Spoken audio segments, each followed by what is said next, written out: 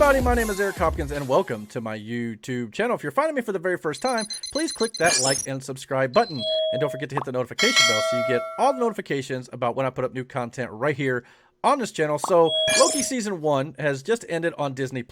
And I'm going to be getting into a little bit of spoilers about who the next big, bad, Thanos-level threat is going to be in the MCU moving forward. So if you don't want to know anything about those details, please check out now and come back after you've seen Loki Season 1's finale. So with that being said, the real question here is, who is going to replace Thanos as the next big bag of the MCU?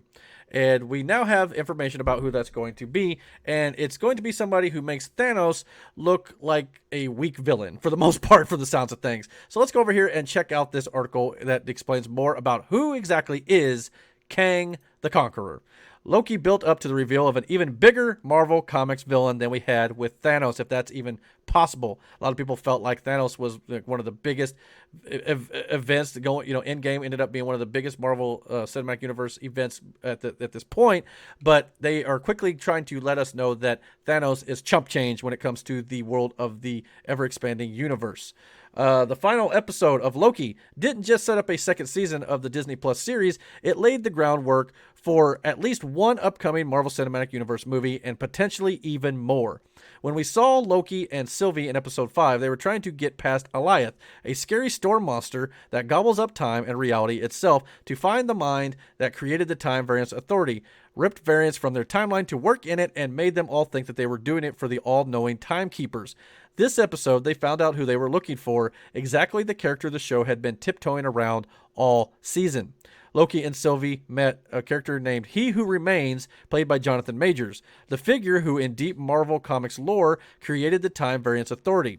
But the folks behind the Marvel Cinematic Universe have merged that obscure character with another of much greater renown. As Loki's He Who Remains explains, he was once a human scientist living on Earth in the 31st century when he discovered the existence of the multiverse and reached out to contact his infinite multiversal selves, many of whom were, of course, also scientists who had just discovered the existence of the multiverse. But not all variants of this scientist were particularly nice people, and some of them sought to conquer the alternate worlds they encountered, thus begetting the multiversal war. The conflict ended when the original scientist tamed Alioth, that scary reality-eating monster, and put down his multiversal duplicates and created the Time Variance Authority to keep his own alternate selves in check. He Who Remains warns Loki and Sylvie that if they kill him, they will unleash an infinite number of his alternate selves, many of whom will have very bad intentions for the timeline. And that's exactly what happened. In the final moments of Loki, Loki returned to the TVA to find that the sacred timeline was splintering into thousands of different realities. No one there knew who he was, and the supreme ruler of the TVA was now a variant of He Who Remains. The variant's outfit makes him a dead ringer for the Marvel supervillain Kang the Conqueror. So exactly who is Kang? Kang was created by Stan Lee and Jack Kirby themselves for 1964's Avengers number 8. Kang has gone by many names in Marvel Comics continuity, including Immortus, the Scarlet Centurion, and Iron Lad. He even spent a while in ancient Egypt as a guy called Rama Tut. Basically, Kang started out as a scientist in Earth's future and eventually became an extremely long-lived time-traveling despot, Marvel Comics' own version of the Master from Doctor Who. You never know when he's going to crop up in the timeline or whether he'll be his youngest self, the superhero Iron Lad, his evil self Kang, or his somewhat reformed but still really annoying older self Immortus, or if he'll show up under a completely new identity.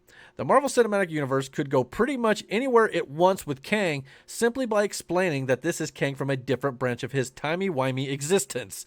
But will Kang come back in an upcoming Marvel movie or show? You can bet your tent pad he will, no doubt about it.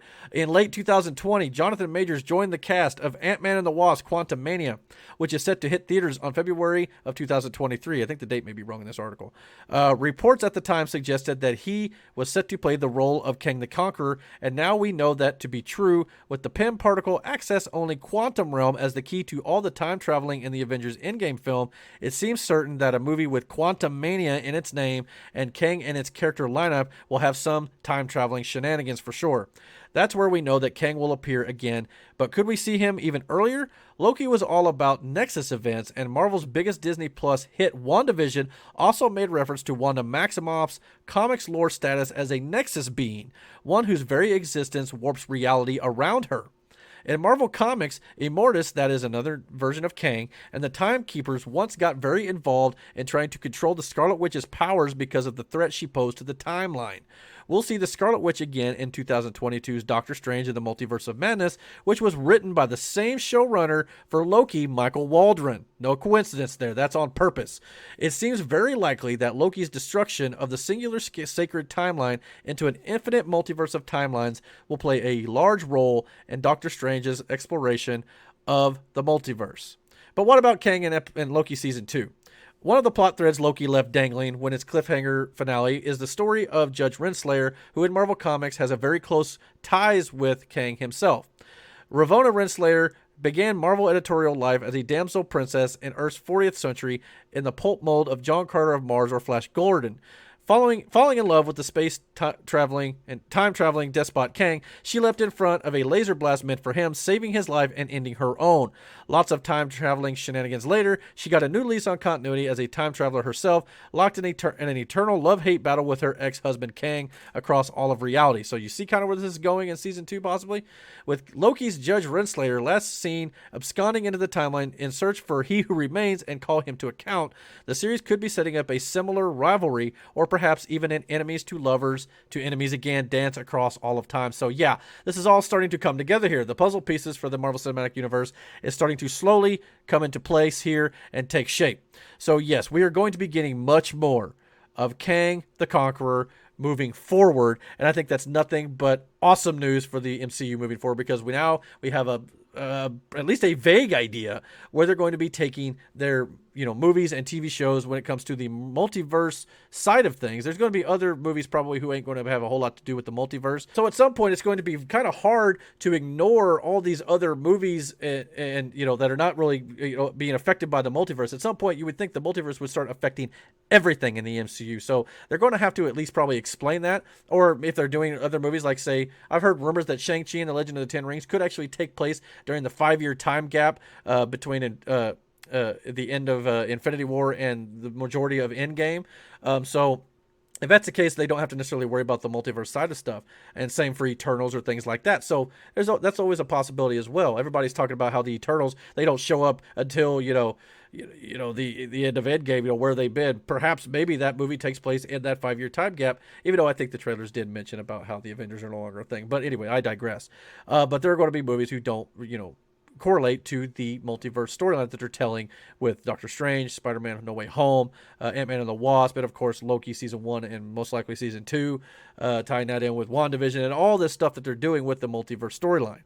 But I'm just glad to see that we finally seem to have a name to who is going to be the big threat moving forward. And it sounds like he's going to be showing up in the MCU under multiple different, variations, whether that be Iron Lad, the Scarlet Centurion, Rama Tut. Maybe we might even get that for somehow, whatever it might be. We could be getting him in multiple different variations, because Loki also set up that variants could actually look like different people, and come to find out they are one and the same. Like, we got multiple different Lokis in the show, but they all did not necessarily look like Tom Hiddleston. So that could also mean that the Kang variants we see may not all look like Jonathan Majors. However, when he was doing his little history lesson about his variants and stuff throughout history, they all did sort of seem to look like Jonathan Majors. So that may not be the case for the Kang character. It'd be interesting to see why that is and why it was different for Loki. Maybe that's something they'll have to explain to us moving down the line here. But I think if Marvel plays their cards right, Kang the Conqueror is going to be the next time, space,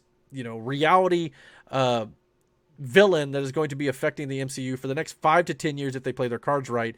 And I think that's what they ought to do. It's going to make for intriguing storylines, and I cannot wait to find out more about Kang the Conqueror, because he's a character that I don't really know a whole lot about. We're getting to a place in the MCU where they're introducing characters that even I don't have a whole lot of knowledge about, but I'm excited to learn more when it comes to the movies and the TV shows that are going to be bringing to us, and I'm very excited. I've done a couple videos about the finale of Loki on this channel, and so if you can't tell, I'm definitely looking forward to see where they're going in the future of this MCU timeline here. But the real question here is, though, what do you guys think about the reveal that Kang the Conqueror looks like he's going to be the Marvel big bad moving forward? Please comment down below, let me know, and don't forget to hit that like and subscribe button, and don't forget to hit the notification bell so you get all the notifications about when I put up new content right here on this channel. And until my next video, guys, take care.